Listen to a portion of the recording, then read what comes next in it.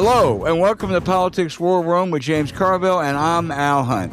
This week, our guest is Representative Jason Crow, the perfect guest for this week. Remember, we love taking your questions, so write to politicswarroom@gmail.com. For next week's show, we'll get to as many as we can, but don't forget to tell us where you're from.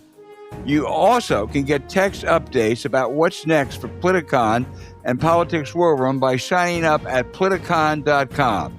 Now tell your friends about us and remind them to subscribe wherever you get your podcast. And please check out the link to all our sponsors in the show notes. We really thank you for supporting them. It helps make this podcast happen. Hey, James, our guest is Congressman Jason Crow of Colorado, who was an Army Ranger, 82nd Airborne, 3 tours in Iraq and Afghanistan, and a member now of the House Armed Services and Intelligence Committee. Congressman, first of all, thank you so much for being with us. Thank you. You have called for Defense Secretary Hegseth's resignations months ago, well before he assailed you and 5 colleagues for saying the military personnel have a right to disobey an illegal order and their need is to follow the Constitution. And also before his involvement in whatever it was in the killing of 2 men floating off a Venezuelan boat. Hegseth is trying to pin the blame on that on Admiral Bradley. Now, I know you want to see what comes out in a hearing, but Hegseth says he watched the bombing to begin with. He issued the initial order. Rand Paul, on the other side of the Congress, other side of the aisle, Republican from Kentucky, said it's clear Hegseth is either lying or he's incompetent. Which do you think it is? Well, why do we have to choose? I mean, he can be an incompetent liar, right? Which I think he is. I mean, the man never should have been confirmed in the first instance. He's woefully unqualified. He has no integrity. He's out of step with the morality and the values of this nation and the force that he now leads. You know, in one of my darker moments this year, I read his book, which is a really tough read, let me tell you. But the things he said about women, the things he said about warfare is just appalling stuff. So I've known this man for who he is for a very long time, and none of this is surprising to me, because you put somebody with his mindset, his mentality, and his lack of experience and lack of integrity in a position like this, and bad things happen. Congressman, were the killing of those 2 men floating in the water off that boat, was that a war crime? It appears so to me. I mean, I don't see any. As a former combat leader and as somebody that's been in combat situations and had to make calls, I do not see any justified reason for shooting at unarmed individuals who have been stranded after an initial strike. I just simply do not see any justification, legal or otherwise, or operational, for a decision to shoot at folks like that. Hegseth is a danger if he's not replaced. Now, you know the realities of this president. Who would you like to see in that post?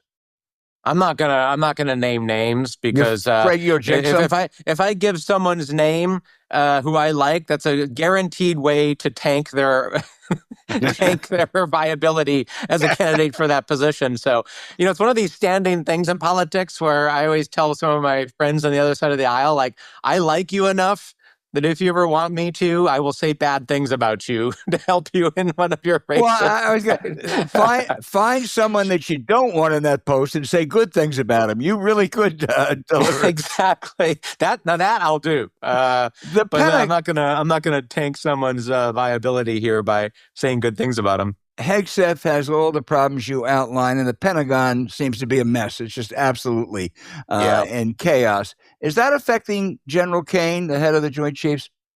You know, it's weird. You hear nothing about General Kane. Like, I haven't seen him in probably 6 months. He hasn't showed up on the Hill. You know, from my perspective, he seems to have been sidelined, and/or he's just keeping his head low. The interactions I did have with him earlier in the year were positive, actually. I thought he had a good demeanor, a good engagement with the Hill, but he's been largely absent, which again is really telling, right? That you have Pete Hegseth, who, you know, is not actually he's not doing the duties of Secretary of Defense. He was hired to play a Secretary of Defense on TV, which is what he largely appears to be doing. And then the real folks, who are trying to keep the ship afloat, so to speak, are just doing the work. Right. Both from your past, a decorated war veteran, and also your current committee positions, you stay in touch with a number of service members. Can you give us a sense of what the state of morale is today? Yeah, morale is very low. I do. I keep in touch with my former colleagues from the military, with senior ranking folks, retired and otherwise, and people are very worried. People are worried about the insertion of politics into the force.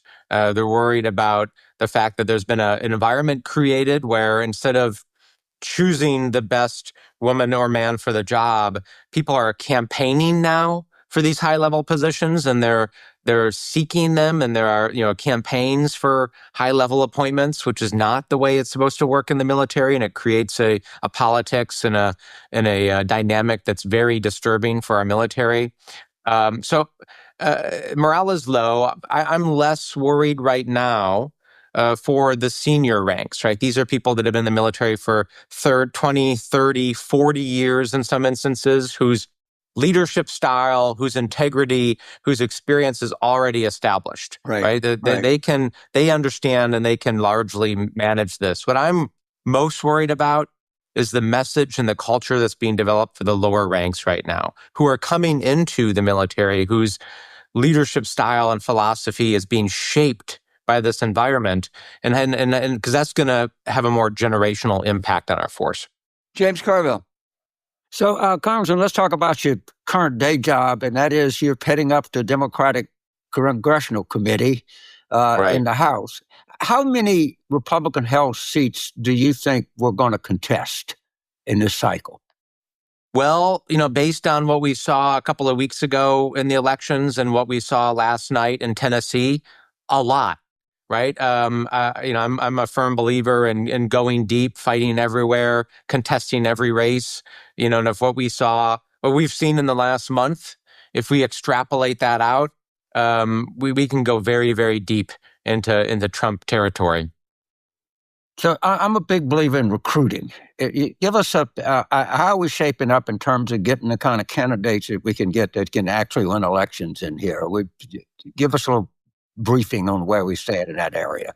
Yeah. You and I, we see eye to eye in this. Obviously, it's the single biggest factor in a race is the quality of the candidate, right? Because I always say, like, when you're talking about flipping a red seat, where voters voted for Trump or a Republican that supports Trump, they largely aren't going to vote, for Democrats just because they're a Democrat. They're going to vote because someone is independent, because they like them, because they have a strong biography and they run a local campaign. So good news is our recruiting is going very well, and we are finding that next generation of leaders who are not going to just flip races, but can help create a movement. Because I'll be honest with you, I'm less interested in just stumbling from cycle to cycle anymore, and always having to battle every single election cycle. I want to create a larger movement that's going to once and for all end the tyranny of Donald Trump over our politics.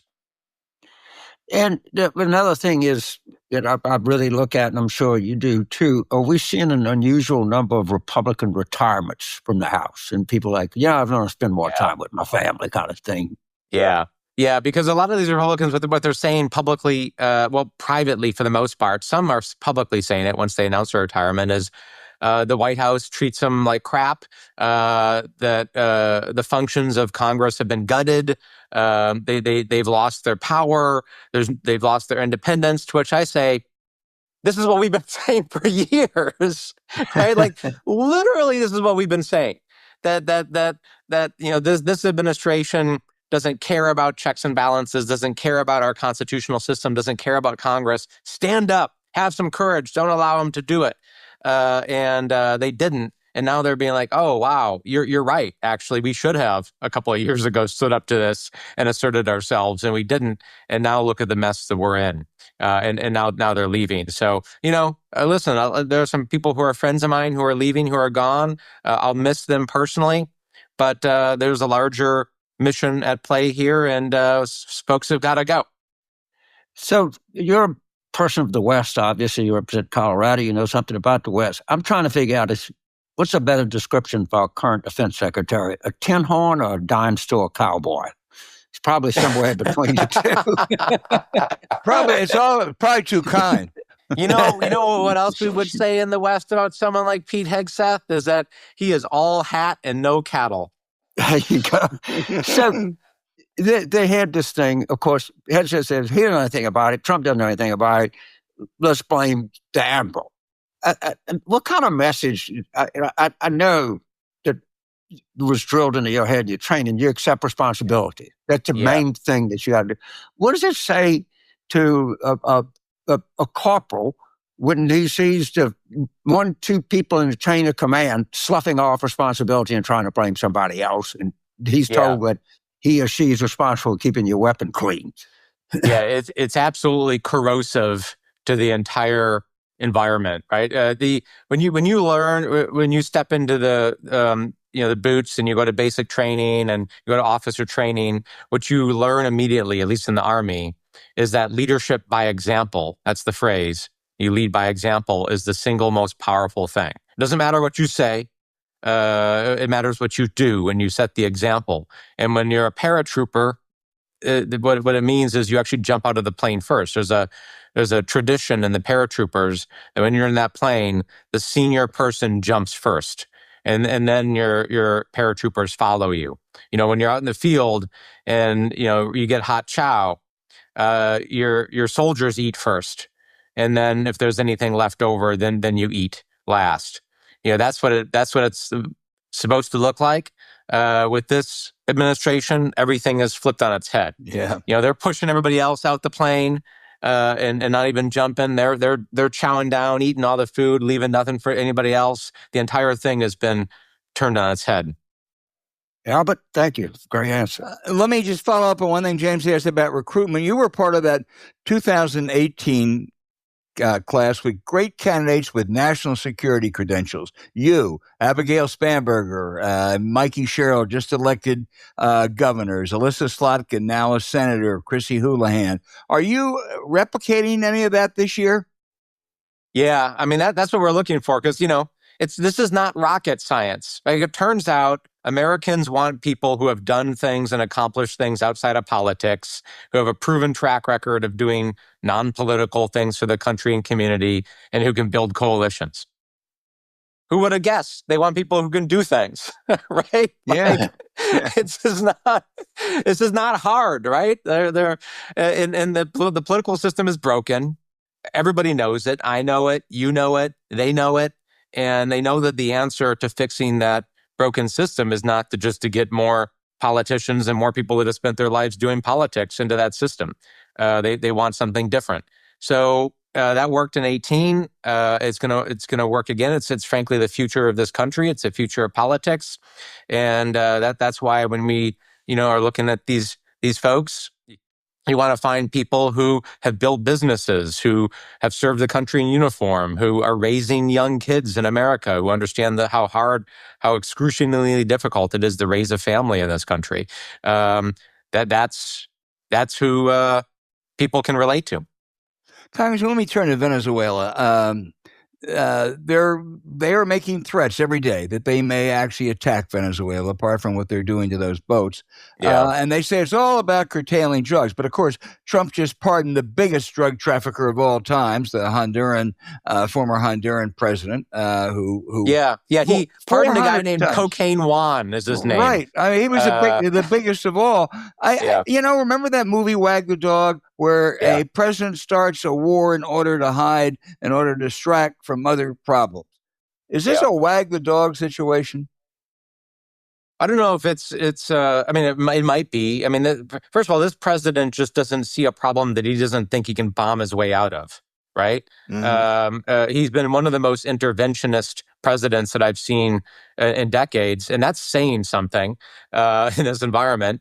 Has Donald Trump learned nothing in the last 25 years? Like, America needs to get out of the regime change and nation building business, full stop, right? We spent $3 trillion 7,000 American lives, over 3 million combat deployments, lost years of credibility. People, there's nothing in my life that would show that we are good at regime change and nation building.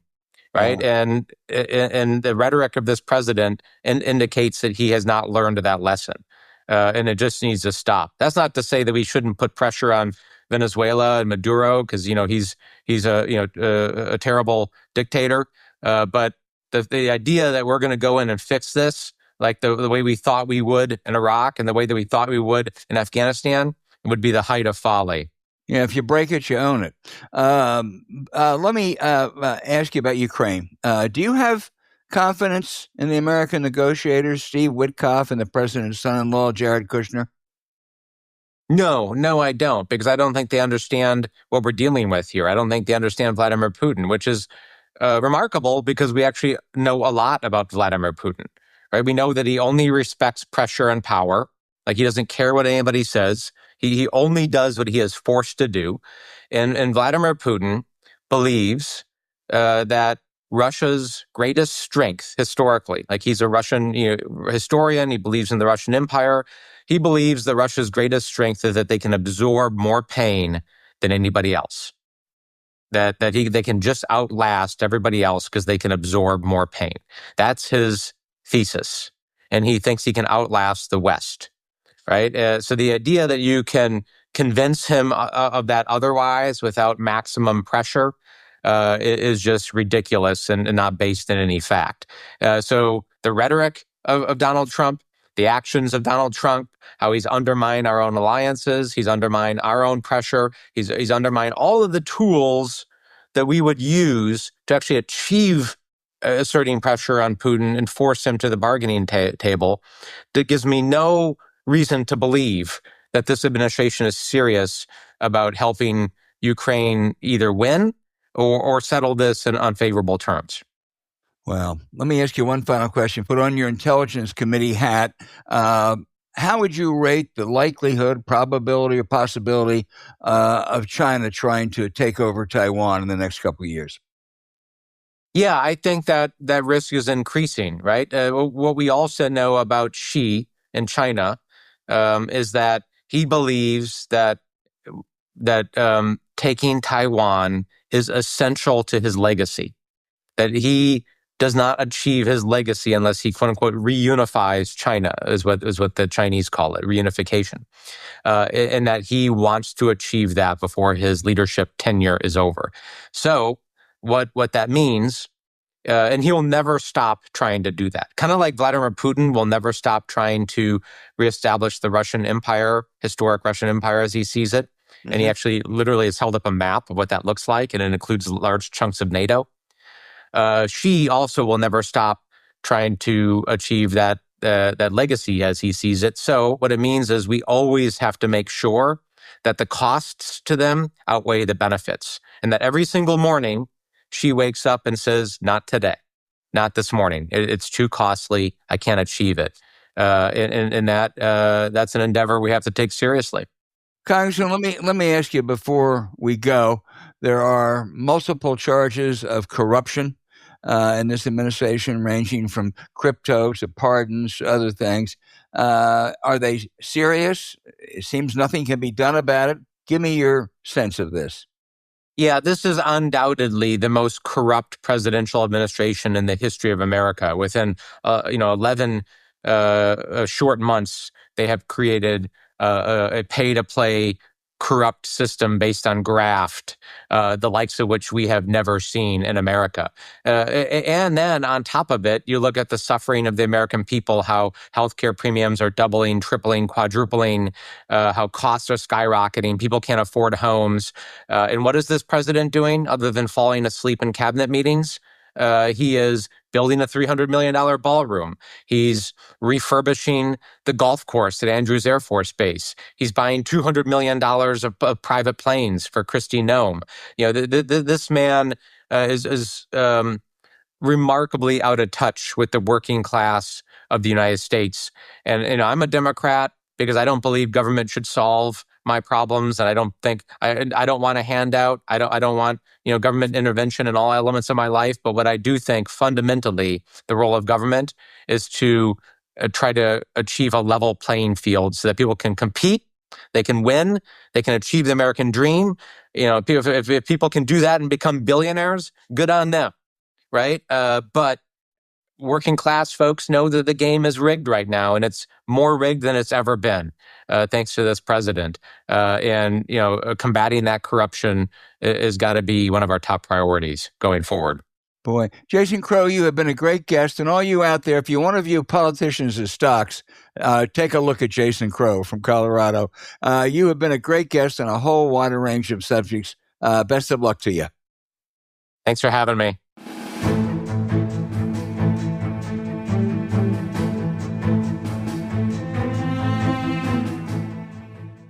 What does your body come in contact for hopefully 8 hours a day? It's a sheet.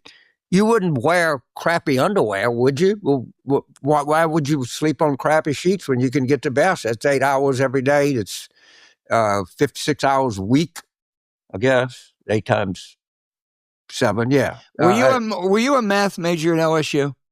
Shit. But you're right. It is 56 hours. You got it. You nailed it. I got it. Like Jethro, I got my goes into 7. If you ever wake up sweaty, freezing, or just uncomfortable, just take it from our math major. The temperature in your bedroom can make or break your sleep. That's why you need to switch to Miracle-Made sheets. They're inspired by NASA technology and use silver-infused temperature-regulating fabric to help you sleep perfectly all night long. Sleeping at the right temperature is a critical way to feel rested the next day, and Miracle Sheets truly give you maximum comfort in any weather. Better yet, they make pillowcases and comforters too. Thanks to their antibacterial silver technology, Miracle Sheets require 3 times less laundry because they stay clean and fresh 3 times longer. So not only is that fewer wash cycles, it's great for your skin. Hidden bacteria can clog your pores and cause acne. So sleep cleaner and clearer with Miracle. Now, trust us, with no more gross odors, life is a whole lot better for the entire household. Join us in getting better sleep every night.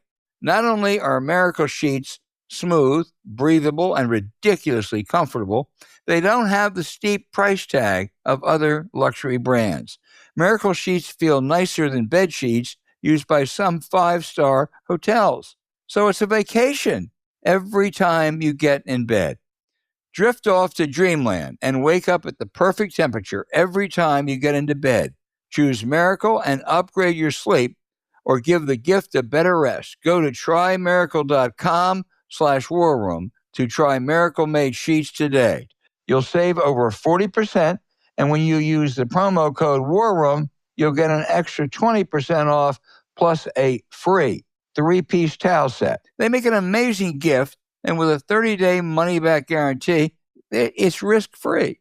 That's trymiracle.com/war room. The code War Room at checkout. Thanks to Miracle Made for sponsoring this episode. The link is in our show notes.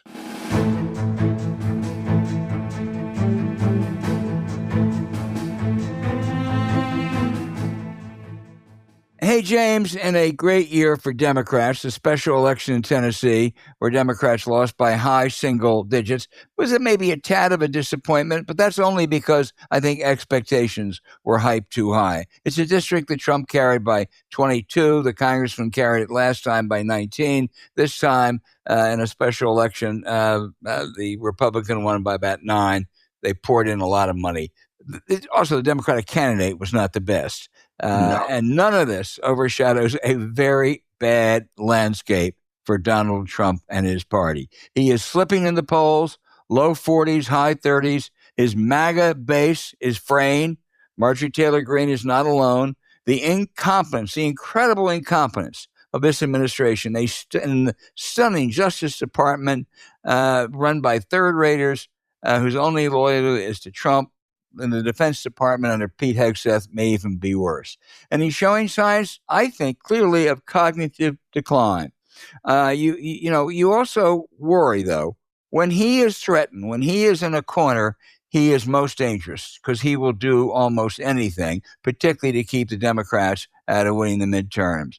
So I think that the picture is just as bleak for Democrats, if not, or for Republicans rather, as it was last week, maybe even bleaker. Well, first of all, the candidate was not good. Let's be abundantly clear here. She had trashed the city of Nashville, which is never a good idea, and then she trashed country music. I mean, it'd be like running for mayor of New Orleans and trashing Mardi Gras. And had we run a Spanberger, Cheryl-esque kind of candidate in that thing, we'd have lost by 3 points. Don't kid yourself. We did much better than expected Democratic performance, but with a good candidate, would have done much, much, much better. And I just think that candidate quality, we're going to do well. The difference between doing well and having a blowout is having the best possible candidates we can put forward and not get candidates who have this kind of passive popping off about things that are going to cost you votes every time. So I agree that it could have been a lot closer with a good candidate. Yeah, I saw a CNN Republican analyst last night try to spin that this is the kind of candidate Democrats are going to run everywhere, defunding the police, left-wing stuff. That's a lie. That's a total, complete lie. I mean, he, of course, apparently must be unaware of Spanberger and Cheryl, or Bucks County and Erie County, Pennsylvania, or almost every Democrat. She also called at one point years ago for defunding the police. You ain't going to find any Democrats next year. I mean, Mondami didn't call for defunding the police. You think Jason Crow is going to recruit these kind of people? No. Yeah. And this is the last great hope. But trust me, we gave them that. And every time that they do something, and I'll say this again, I've said it 100 times, the progressives, whatever that means, in the common usage of the word, because I used to think of myself as progressive, they're never right about anything. Well, James, I agree, but I'm not going to interrupt you for 10 seconds. Nancy Pelosi is a progressive. Barack Obama is a progressive. Right, James Carville. Yeah. I mean, you're really talking about the left wingers. That's what I'm talking about. That's what they describe themselves. I believe in calling people by whatever they want to be called by, and be clear that I would definitely, when I studied the progressive era, like all of us, just took American history in high school or college, you really kind of identified with that. I mean, a lot of good things came out of that. But they have co-opted the word, so I just rather than, I could call them identitarians, because they place a person's identity above the humanity, but that's exactly what I'm talking about. Yeah. Thank you for cleaning that up. The Trump, it got lost with all the other awful things that are going on this week, but the report from Trump's doctor that claimed he was excellent, and he took advanced imaging tests on his cardiovascular system and abdominal region. Other doctors said, why? Why did he take that test? That was never explained. They said that is not a normal test to take. We are both actually over 79. I don't think we routinely have MRIs taken on our cardiovascular system unless there's a reason to believe there's a problem. But going all the way back to his draft deferment, Trump has never told the truth. He's always had doctors who don't seem to level with us. He had the infamous Ronnie Jackson as his doctor. I think there's something there. You see the cognitive decline. You see him falling asleep. You see him slurring words. You see him getting confused at times. And I don't know how this relates to it, but there's something that's not right about that medical report. Dr. Jonathan Reiner, who arguably the best physician in the United States in office, held us the fact that he kept Dick Cheney alive till he was 84 years old with 7 heart attacks. So heart transplant. And a transplant. Yeah. And he said this, he was completely perplexed why they would, order a MRI on someone that claims that they're perfectly healthy. He said, to buttress what you said, this guy said the same thing and said it pretty clearly and pretty loudly. Yeah, and I think I may take Dr. Reiner over me, but I'm glad to be in. I'm glad to be in here. The same conclusion. I mean, look, if 2 and 2 is 4, Einstein would come up with the same answer.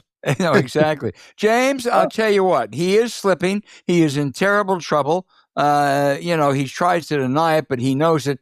And I wrote a column this morning. That's when he's most dangerous. That's when he lashes out the most. That's when he gets the most desperate. That's when he'll try anything. And I think we're seeing it already. I think that's the only reason they're thinking about invading Venezuela. Doesn't have to do with curbing drugs, or he wouldn't have pardoned the worst drug trafficker of all times, maybe. And one thing I'm worried about, I'm not worried about the Democrats in the election. If the election is a reasonably fair election, the Democrats will win the House and maybe the Senate. But I think they're going to do everything they can to try to stop that from happening. Legal challenges, which right now they're ahead of the Democrats. They're going to try to send, what I call stormtroopers in to intimidate voters. And I just want the Democrats to be prepared for that.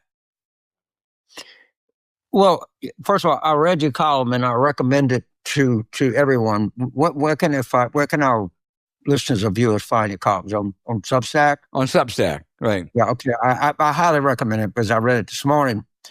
You're absolutely right. The more the walls close in on him, the more dangerous that he gets. Right. And they're closing in on him. I can't tell you how fast they're closing in on him. And he knows that. And, I don't want anybody to get sick, but I assume that he's aware of the fact that he probably has some pretty significant health issues. He's certainly aware of the fact that he has really, really significant downside political standing right now. He's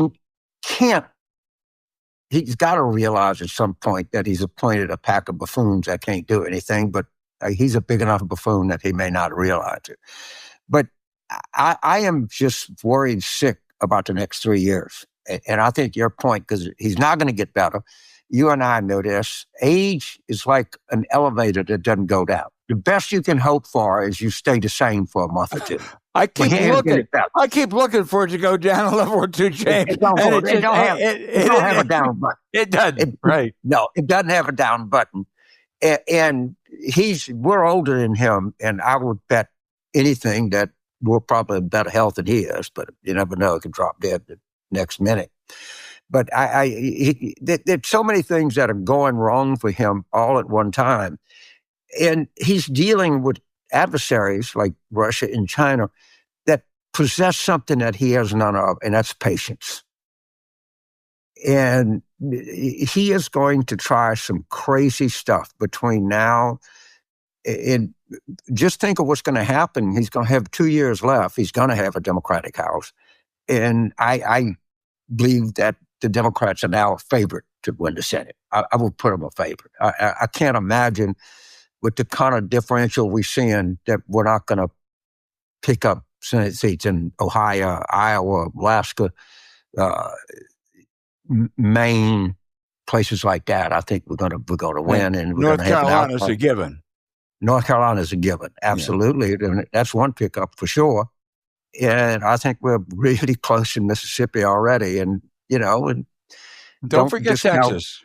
I'm not forgetting Texas or, Florida being somewhat of a belong. But when things start breaking your way, man, they start breaking your way. They break, great. You just want to be there and be available to reap the fruits of what's going to be a huge year in 2026. So, and he's going to feel it. And by the way, these Republicans in Congress, they're starting to see that he's really doesn't give a shit about them. They're starting to see that Mike Johnson is a benign fool. And politicians have a way of trying to protect their own interests. And I think you're going to see more and more of that going forward this year, or this coming next year.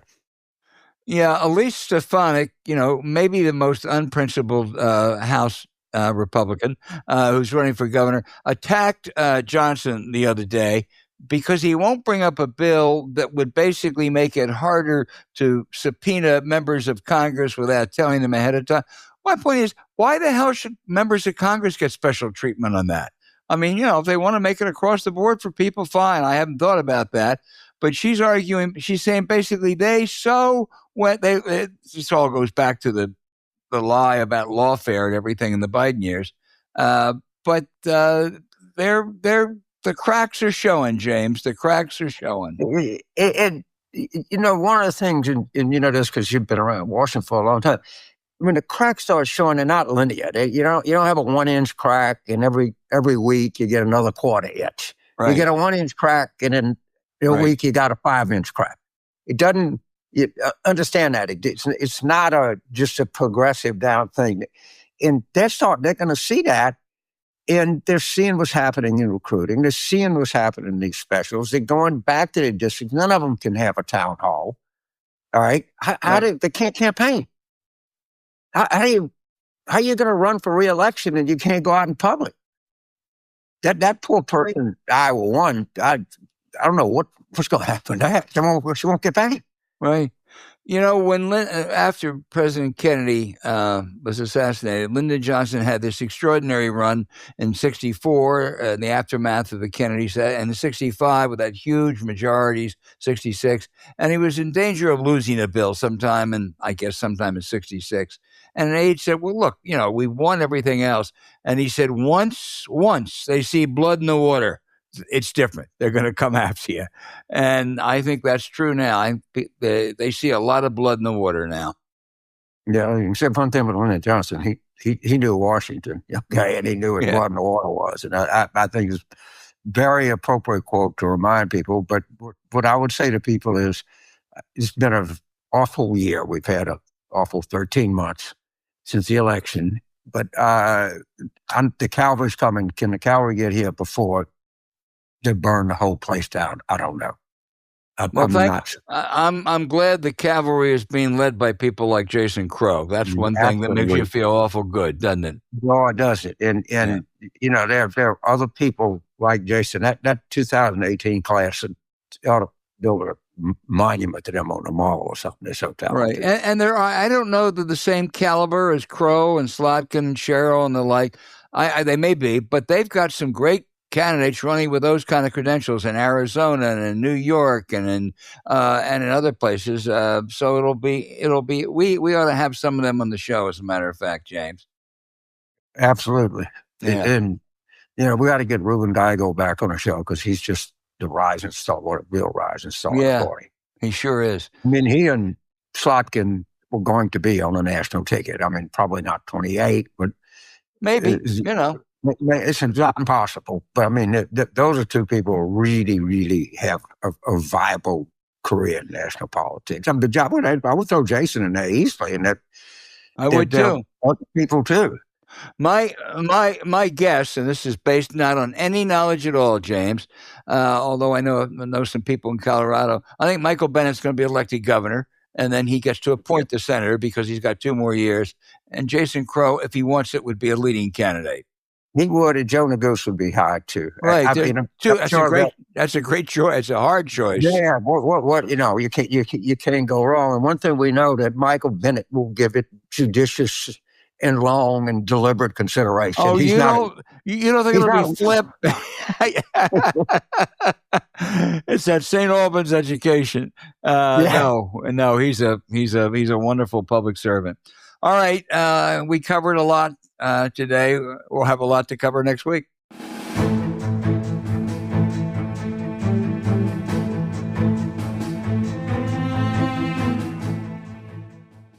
I can't say enough nice about this product. I mean, the wines they get, they find them, they get them at a huge discount, and it costs literally nothing, like $42 for 6 bottles of wine. $42, right? Go in a Safeway or the Winn-Dixie and try to find a $7 bottle of wine. It's just going to be some Thunderbird, or something like that. And this stuff can run with the big boys. This stuff can run with $40, $50 bottle of wine taste. Yeah, it can. And with the holidays fast approaching, nobody has time to waste getting stuck at a store and being paralyzed by limited wine options and high prices. Now we get exactly what we want and you can ditch the store for good, all thanks to Naked Wines. This podcast is sponsored by Naked Wines, a wine club that directly connects you to the world's best independent winemakers. So you can get world-class wine delivered straight to your door. Plus, you can use our code WARROOM for the code and password at nakedwines.com and get $100 off your first order.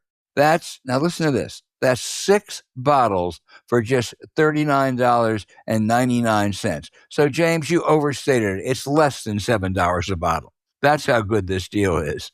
It is. It's stunning. And like I say, just try a wine or two if you can even find them at that price point, and then get what you get in that. This is a hell of a deal, I promise you. It is. Whenever you show up with an amazing vintage from one of their unique and storied independent winemakers, you'll be an instant hit at holiday parties. By now, you know, we love wine, and there's nothing better than a nice glass after a long day with friends or family. Naked Wines has the perfect bottle for any moment at great prices. Their bottles instantly take any meal to the next level.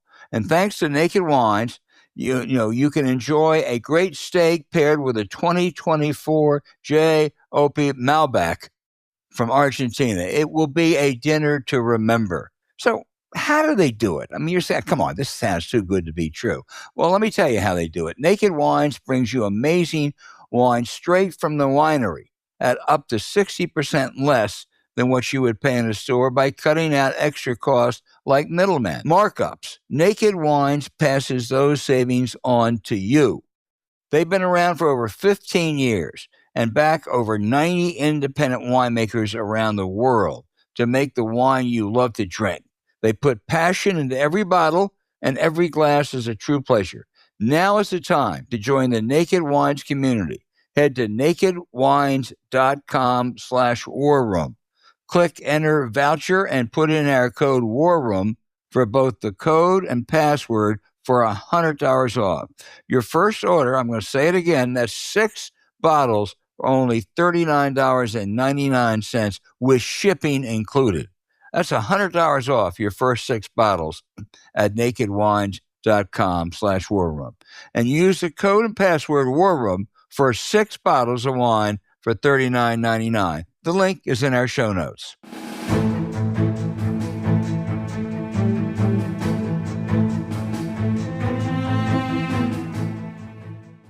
You know, everyone knows that James and I are famous for our technological mastery. Not. James, how important is it to be protected online? It's hard to state how important it is, but I don't think I need to convince anybody. People can discern anything from your online habits, even the better online habits you might have. And plus, you're communicating with people, or you're communicating stuff that's personal to you. You might, as I do from time to time, maybe look at a website that you wouldn't want the whole world to know that you're looking at the website. And anybody needs protection from this. And it's too easy to hack into. It's too easy to sell information. It's too easy to blackmail people with information. You almost, in today's world, this is not a luxury. This is almost a necessity. Yeah, it is. And thankfully, there's something that keeps your digital lives simple, safe, and blissfully uncomplicated. So you know it must really work. WEBROOT Total Protection. Cybercrime spikes around the holidays, Black Friday all the way through early December. It basically is the Super Bowl for hackers, scammers, and identity thieves, just without the commercials and with no snacks. That's why James and I urge you to use WEBROOT. It's truly an all-in-one safety net for your online life. It has real-time antivirus, so it catches things like malware, ransomware, and phishing scams before they catch you. There's a web threat shield that blocks bad websites. It's got a password manager, which is great because for some of us, I'm not naming names, namely myself, still use the same password for most everything. And it even optimizes your system by deleting traces of your online activity, which is handy for anyone who's ever typed something into Google that they immediately regretted. So here's the part that makes your eyebrows go up. With our exclusive discount, WEBROOT Total Protection is 75% off. That means less than $50 for an entire year of device identity, privacy, and backup protection. $50 for peace of mind. That may be as good a holiday deal as you'll ever find. And WEBROOT doesn't just protect your devices, it protects you. There's identity monitoring, advanced dark web monitoring, credit and financial alerts, and up to $1 million in expense reimbursement if identity theft does hit you. Plus, there's a built-in VPN, which keeps your connection private, whether you're online at home or on an airport Wi-Fi. It works with individuals or families, students, seniors, everyone's covered. WEBROOT has been around more than 25 years and has a customer retention rate of over 90%. Their scans run 6 times faster with no annoying pop-ups, no slowdowns, no nonsense. Protect yourself and your family from cybercrime this holiday season. Go to webroot.com/warroom. That's webroot.com/warroom. One more time, because it's the only place you get the 75% off. webroot.com/warroom. You also can find the link in our show notes.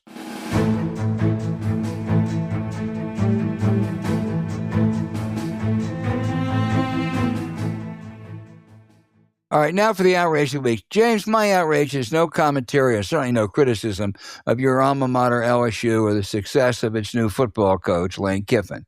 It was when Kiffin announced last week he was leaving Mississippi, he and the great Nick Saban both said, well, he should be allowed to coach Ole Miss in the playoffs.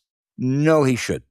He had every right to leave, and Ole Miss had every right to say, you're leaving, you ain't coaching us. This is the Schembechler rule. It was established in 1989 by the immortal Bo Schembechler, the athletic director at Michigan, when the Michigan basketball coach, Bill Frieder, announced he was going to Arizona State after the NCAA tournament.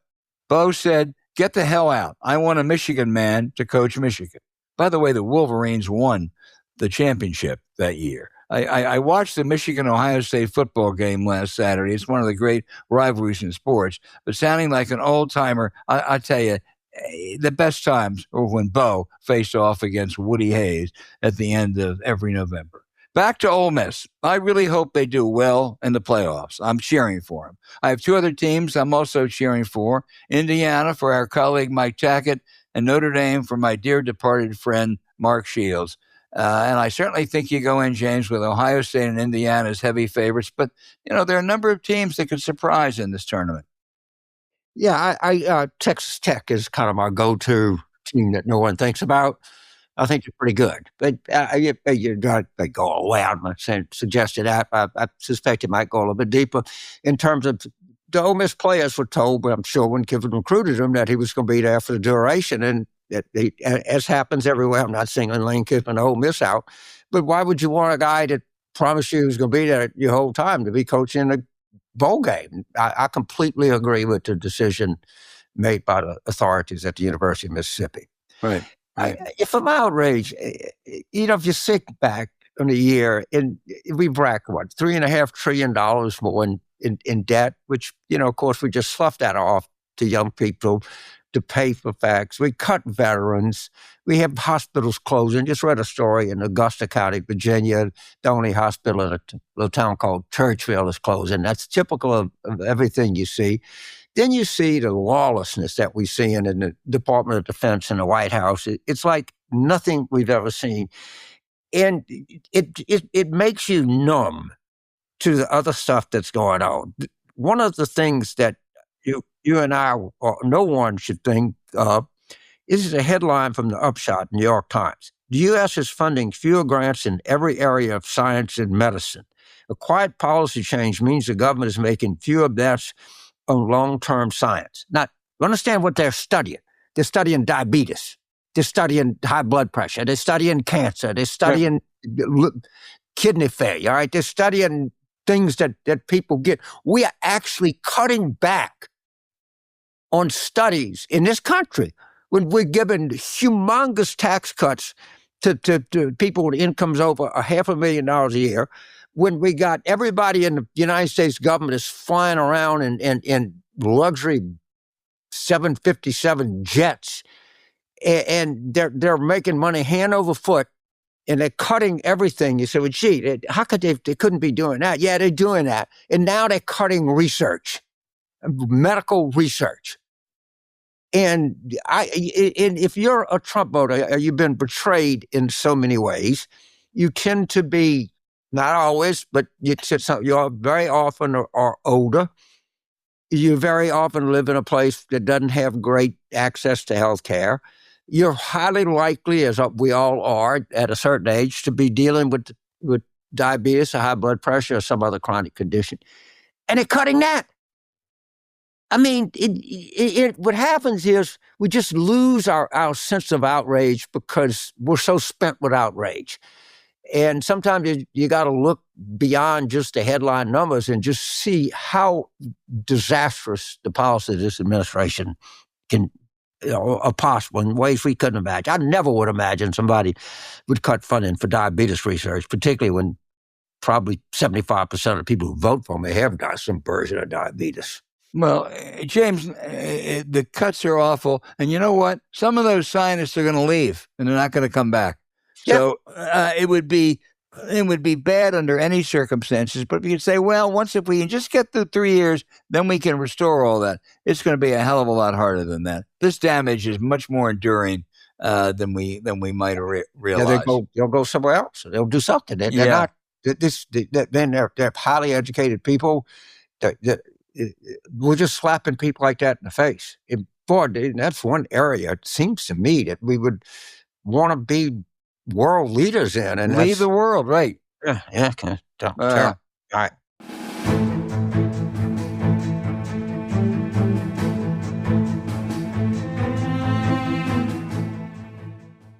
How great is saving money by getting fresh, healthy, easy-to-make meals delivered with Green Chef, James?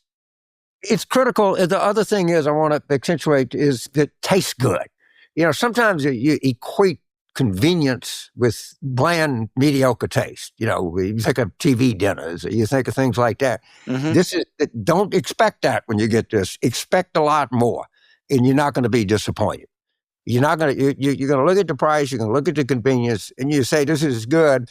And I'd be willing to sacrifice a little bit on the taste side for the convenience and the price. You're not sacrificing anything. I promise you. Yeah, these are not like the old TV dinners. No. You're absolutely right. No. Which in my youth I lived on for several years. Between the cold air and delicious flavors of autumn, it's the season of comfort food.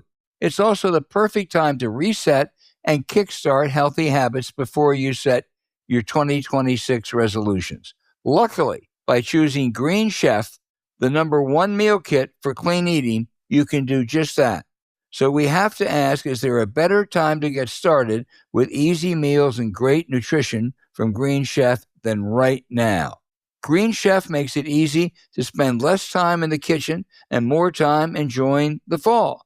We're amazed that their new Heat and Eat meals are made so you can enjoy delicious, wholesome meals in just 3 minutes. It's perfect for supporting your wellness journey, and Green Chef recipes feature fresh, organic, seasonal produce with 100% responsibly sourced proteins. To help you feel your best, Green Chef's real, clean ingredients help you build lasting, healthy habits without the hassle. You can even enjoy salads ready in just 5 minutes, protein-filled breakfast, or smoothies to fuel your day, no matter your goals. Green Chef is ready to nurture your nutritional needs with 80-plus dietitian-approved weekly meal options. Green Chef makes it easy to find meals that fit your lifestyle. You can pick from Mediterranean, gluten-free, plant-based, protein-heavy, and even gut and brain health or calorie-smart choices too. You'll love how the recipes change every week with week-to-week flexibility, so you can adjust your plan to match your mood and your schedule and get the variety you crave. So after switching to Green Chef, we have a great excuse to prepare food for friends and families. The chicken with garlic charred rice and apricot pan sauce is so good, it's like having your own personal chef who delivers right to your door. So don't wait.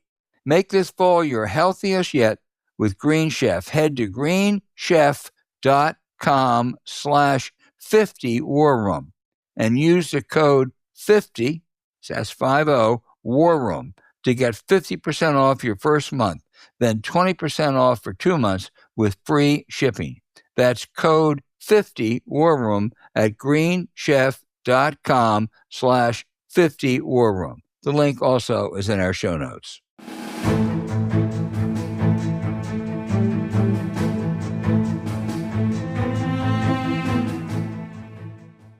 Now for the questions from our incredible listeners. Tom, I'd like to take one from across the pond because this is good. Tom in London says, with the corruption we see daily from Trump, the cruelty we see on our TV screens with ICE, the prospect of imminent violence to be done to the social safety net, starting with the ACA and SNAP, where is the unifying message reminding us of our shared core values and what it means to be an American from the Democrats? Well, okay, very good. I'm flying to London tonight, so if I run into you, tell me hello. Tom, look at the airport. Yeah.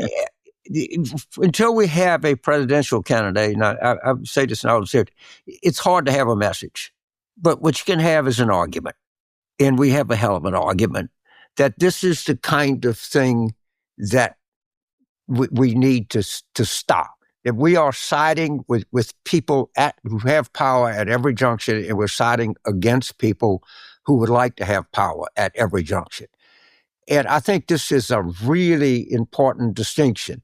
And you can go chapter and verse of the number of things that they've done, but you look at the big, beautiful bill, which might be the single most immoral piece of legislation to pass the Congress since at least they passed these Jim Crow laws or whatever that bullshit was. So, yes, the question is, but don't worry, the messenger is coming, but she or he won't get there till 2028. Right. James next in New York asks, how about this as a Democratic Party initiative? Rather than forgiving student loans, create a Peace Corps Vista type new program, allowing graduates to work off their balances in betterment of the country and the world. James, I think you're really on to something. I had real reservations about student loan forgiveness. It's a huge problem, but it bothered me. And, they used to have a program like that for doctors. They might still have it, whereas if you incurred debt in medical school, if you went to a doctor-short community, in essence, the government would pay it off. I think this is something that really the Democrats in Congress, and then they take the administration, ought to consider. I think it's a better idea than just straight out student loan forgiveness. There have been some things that have done this, and that they've worked pretty good. And also, we need to review when people serve 3 or 4 years in the military. I mean, are we really doing enough to get these people situated back? Because they're very valuable. Do we need to get them back into civilian life? And you're right. There should be, in terms of medicine, or even if people go to law school, they work for a clinic that helps underserved people. All this stuff is very good. And my friend James in New York, hey, I'm James in New York today myself. But you're going to see James in New York and Tom in London. I mean, this is a Carville reunion. There you go. Well, you're not going to be in Scottsdale, but you can answer Brooks's question, which is he's actually worried a little bit about Democratic overconfidence. Things have gone so well. Is there any cause for that? In a word, no. Okay, the one time I know a lot of Democrats. I talk to them. I go around the country. If anything, they tend to be more panic struck than overconfident. But I don't think that's going to be a big issue. And I think people understand how margin matters. It's not just that we win, it's how much we win by and how we win. And it's critical that we run our big numbers to signal people that there's help coming in to drive deeper fissures between Trump and his congressional wing of his party. Yeah, I agree. We got a few more questions, but if we don't get to yours this week, we'll try next week. Please write to politicswarroom@gmail.com. Robert in Beverly Hills, Michigan. Did you know there was a Beverly Hills in Michigan? No, I did not know that. Yeah. He says that with the pending retirement of Gary Peters, we have an open seat in Michigan. He says we have two good candidates in Congresswoman Haley Stevens and State Legislator Mallory McMurrow. There's also a super lefty running, but he would not stand a chance statewide. I agree. That's super lefty's quite a accomplished doctor, but he ran for governor and got clobbered, and he could not win. The Republicans are going to have a strong candidate, Mike Rogers, who just did not lose by much to Lissa Slotkin last time. So Robert says, which of these two candidates should I support? All that matters to me is winning, which has the better chance of winning statewide against the Republicans. My view, and I have not been to Michigan, is McMurrow. And the reason is, and she's got to shape up a little bit. She had a tremendous start. She spends a lot of time on MS now, which is fine, but that ain't Michigan. And I think Haley Stevens is kind of a competent member of Congress, but she doesn't excite anybody. And I think that against a guy like Mike Rogers, if McMurrow becomes a better candidate, builds on that start she got, I think she would be fresher, newer. That'll fit the mood for next year. And this is just, Robert, I'm telling you, I haven't been to Michigan. Others would disagree with me, but I would say McMurrow. Well, I said Mallory's a friend of the show. We've had our own. I did send out a letter on her behalf, and I think Haley Stevens is fine, but I think McMurrow, but potentially a better choice. But I think she can excite people, she can get them out, but her campaign needs to be about 10% more earthy. Yeah, it really does. Keith in Milwaukee, Wisconsin says, this is open-ended, but it's pretty good. What economic policy should the Democrats push in 2026? Whew, thank you. How about raising minimum wage to $20? How about raising taxes on incomes over $450,000 and using that money to give first-time home buyer relief? I mean, we can start there. We need to reorient who this government favors, who the tax code favors, who does government policy favor. And time again, I come back to the dichotomy is they favor people who already have it made. Democrats have to be clear that we favor people who are trying to make it. And that includes financial assistance, that includes better spending and more adequate education that people can climb up the ladder. It includes, a lot of training we need for job training and different things like that. There's all kinds of things that we can do, but we got to start by moving the needle away from the people who already have it made and move it toward the people who are trying to make it. Yep, there are lots of good issues to talk about out there, and this administration has given candidates a lot more to talk about. Why not give a tax credit to companies that raise salaries above a certain level? We talk about the cost of living, affordability, or inflation, whatever you want to call it, and it's a singular conversation about how do we get prices down. Well, the truth of the matter is very hard, but there's another way that's just as effective as fighting it, is getting wages up. Because the price of a good is relative to the amount of money you're making. And if you're making the same amount of money and the good becomes 3% more expensive, then you're 3% in the hole. However, if you have a 4% raise and the good goes up 3%, you're a percent ahead of the game, which is not much, but it's better than being behind. Yeah, sure is. Bill in Havertown, Pennsylvania, that's close to my old stomping grounds, asked if all of Trump's pardons could be reversed once he's gone. I'm afraid not, Bill. He clearly has the pardon right. No one questions that. I think he has done it shamelessly. He's done it irresponsibly. He's done it dangerously. And I think most Democratic candidates in 2026 want to run on affordability issues and the things that James just mentioned. But I can see one ad at least running sometimes that just lists the people he pardoned. The guy from Honduras, Juan Hernandez, biggest cocaine trafficker ever, pardoned. One of those January 6th criminals who then went on to commit another crime, pardon. And a crypto crook, pardon. So you can't reverse them, but you can apply a little bit of heat. So I would say, as Nixon might say, I would say this about that. My friend, you ain't seen nothing yet. Okay. He is going, before he leaves, he is going to pardon everybody in his administration. Do you think he's not going to pardon Pete Hegseth? Of course he is. You think he's not going to pardon Jared and Witkoff and that whole crowd? Of course he is. He can pardon himself. You have never seen the amount of pardons that you're getting ready to see. I promise you. And by the way, can I prove this? No, but I hope that we dig very deep into the pardon of this guy from Honduras, and we see what his relationship was to a lot of people. This is a story that shouldn't go away. This is a story that needs to be mined. We need to go deep on it because he's just getting warmed up on his pardon power. I promise. On that guy, the ugly hand of Roger Stone was right. a driving force, and I think that's, I agree totally. And James, I must say, he's going to be 1,000-fold worse than Biden. I think Biden made a mistake at the end by giving too many pardons. I actually said it was okay to pardon his son Hunter because I think Trump would have used him, as a political force, threatening and the like. But then he's sending it to the rest of the family.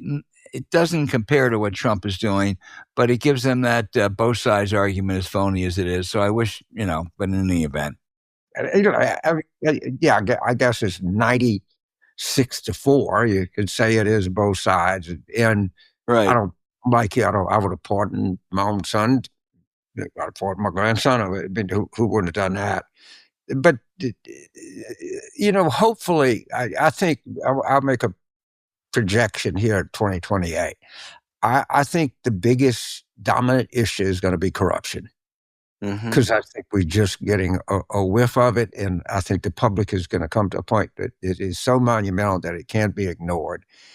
And I think that ethics is going to be part of what's going to distinguish the Democrats. I think it's going to be important in Democratic primaries, and hopefully we can go back to some of these limitations that we had. And they don't work perfectly, but boy, disclosure and that kind of stuff is really, really important. And it's really important to see where the money is coming from. But this is, I don't have it, in 2070, 2170 or whatever it is, when they look back on this age, this is going to be known as the era of corruption in American politics. I mean, in the federal government, everywhere you can imagine. And I think this is a huge issue, and I think it's going to explode here the next 2 to 3 years. Yeah. That fits in with our final question. David from the great city of Portland, Oregon, says, with the release of the movie Nuremberg, it's a good time to remind the perpetrators of Trump's agenda about what happened to Hitler's cohorts and enablers. Will they be protected by Trump's Supreme Court immunity provision? David asked that question before I think you really preempted that part of it by saying he's going to pardon everybody, which I think he will. But I still think the question about the Nuremberg is a good one. Yes. And I'm just going to tell you what's going to happen. Trump's going to lose. Okay. And it's going to lose in 2026. The Democrats are going to win in 2028. And this is a mistake we make. People are going to say, look, we ought to just let bygones be bygones. All right, mistakes are made. We all know that. The voters have voted to correct this. And we need a president that looks forward and doesn't look back. I think one of the great mistakes made in this century is when President Obama didn't pursue some of these people as a result of the financial crisis. Where we just made a policy decision that we were just going to try to solve the problem and we're not going to look back. Sometimes you have to look back. You have to look back. And one of the things that I'm going to be listening for in evaluating the 2028 candidates is the first son of a bitch that says, I'm going to start from day one looking forward. We're just going to forget about the past and act like it never happened. No, you can't do that. I know people are going to say, and people say, oh, I don't want them. Why they're doing that? They're having this. They're going to get to the normal talking points because people have to know. And there's so much that we don't know, and there's so much that we need to find out. And you can't pass effective legislation. You can't deal with this until you have some idea of the depth and breadth of this problem. And I can assure you it is deep and it is wide, and we need to investigate it vigorously. Yeah, I agree. By the way, I got mixed reviews, but I really liked Nuremberg. I thought it was really a terrific film. And one of the things that you learn, I guess I knew it a little bit beforehand because Chris Dodd's dad was the number 2 or 3 American prosecutor over there. Robert Jackson, one of the great Supreme Court justices of all times, maybe the best writer, our friend Pam Carlin tells me, that's ever sat on the court, was not a very good prosecutor. He was a chief prosecutor at Nuremberg, but he had never been a prosecutor, James. And that's was a real disadvantage. He was actually rescued by the British prosecutor at the end. But it's a really good movie. Well, if you take that, and you also take the Adolf Eichmann example in the house in Gibraltar Street, when the Israelis captured him, snuck him out of the country, took him to Israel, they gave him a trial. By the way, he had real lawyers. I mean, he had a real defense. And that's that. In Nuremberg, because it was public and because it was done, people had to deal with the horrors of this. Mm-hmm. The example going forward is you gotta look back. Don't be seduced by these arguments of we need to push forward, we need to forge ahead, we can't spend our time looking backwards. No, the Israelis look back. No, the Allies look back because we had to know. And the big mistake that we made in this century was not looking back at the financial crisis. Well, I agree with that. I also think in a somewhat different way, the South Africans look back. But I mean, you know, whether you do it through the courts or some kind of truth and reconciliation, right. you can't ignore it. No. You just can't. And you cannot let criminality go unmolested. Yeah. Okay. You just can't do that. Yeah. And this is, you know, there is a lot of good to exposing the truth. And I as much as we read and talk to people and talk to each other and talk about these things, we don't have any idea, I don't think, of how deep this problem is. Well, this has been a really good show. If we didn't get to your questions, and boy, there are so many good ones that come in, please write to politicswarroom@gmail.com, and we'll try to get to it next week.